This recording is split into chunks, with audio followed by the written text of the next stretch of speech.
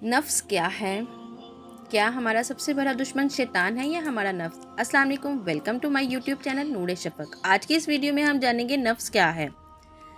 तुम्हारा सबसे बड़ा दुश्मन कौन है, नफ्स या शैतान?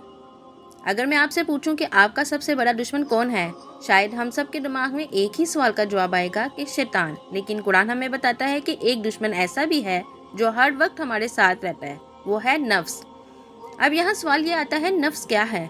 नफ्स इंसान की ख्वाहिशात, जज्बात और अंदरूनी मिलानात का नाम है। अगर इसकी तरतीब ना की जाए तो ये इंसानों को गुनाहों की तरफ ले जाता है। कुरान क्या कहता है? बेशक नफ्स तो बुराई पर बहुत उकसाता है, मगर वो जिस पर मेरा रब रहम फरमाए। नफ्स की इकसाम। नफ्स की 4 इकसाम है। नफ्स से अमारा यानी बुराई की तरफ बुलाने वाला, नफ्स से लवामा गुनाहों पर मुलामत करने वाला, नफ्स से मुतना अल्लाह से राजी और सुकून वाला नफ्स। अब सवाल यह है, नफ्स पर काबू कैसे पाया जाए?